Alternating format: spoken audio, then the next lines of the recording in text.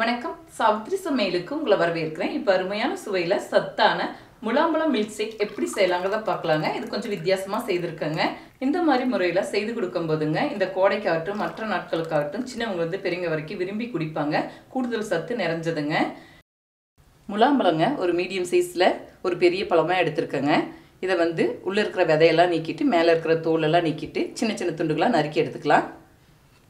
முலாம்பழத்தினுடைய நன்மைகள் பார்த்தானாங்க, ரத்த அழுத்தத்தை சரி செய்யறதுக்காகட்டும், உடல் சூட்டை தணிக்கிறதுக்காகட்டும், சிறுநீர் கடுப்பை சரி செய்யறதுக்கு, சரும பொலிவுக்கு, வெய்ய காலத்துல ஏற்படக்கூடிய சோர்வை தடுக்கிறதுக்கு ரொம்ப பயனுள்ளதா இருக்கு. முலாம்பழத்துல சத்துக்கள்னு சொன்னா நிறைய சொல்லிட்டே போலாங்க. அந்த அளவுக்கு நிறைய பயன்கள் இருக்கு. எடுத்திருந்த முழு முலாம்பழத்தையும் சின்ன சின்ன துண்டுகளாக நறுக்கி வச்சுட்டுங்க. இது மிக்சி ஜாரில் சேர்த்துக்கலாம்.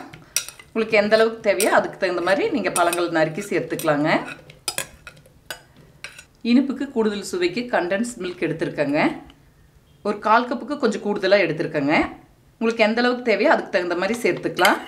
கண்டென்ஸ் மில்க் இல்லைன்னா மில்க் பவுடர் சேர்த்துக்குங்க, நல்லாயிருக்கும். இது கூடவே காய்ச்சி ஆற வச்ச பால் 1/2 கப் அளவுக்கு சேர்த்துக்கலாங்க. அரைச்ச பிறகு தேவையான அளவுக்கு சேர்த்துக்கலாம். இப்போ அரைச்சி எடுத்து வச்சுங்க, ஒரு பவுலுக்கு மாற்றிக்கலாம். கண்டென்ஸ்டு மில்க் பவுடர் சேர்த்த விருப்பப்படலைனாங்க நார்மல் சர்க்கரை இல்லாட்டி நாட்டு சர்க்கரை பனங்கற்கண்டு சேர்த்துக்கிட்டா நல்லாயிருக்கும். கொஞ்சம் கெட்டியாக இருக்கிறதுனாலங்க இன்னைக்கு கொஞ்சம் பால் சேர்த்துக்கிறேங்க. இப்போ நல்லா அரைச்சி எடுத்துட்டுங்க. இது கூட தேவையான எக்ஸ்ட்ரா பொருள் எல்லாமே சேர்த்து ஊற வச்ச பாதாம் பீஸுன்னு உங்களுக்கு எந்த அளவுக்கு தேவையோ அதுக்கு தகுந்த மாதிரி போட்டுக்கலாங்க. இது குறைஞ்சது ஒரு 5-6 மணி நேரமாவது ஊற வைக்கணுங்க. நான் ஓவர் நைட் ஊற வச்சுருக்கேன். இது கூடவே 1 மணி நேரம் பக்கம் ஊற வச்ச சப்ஜா விதை,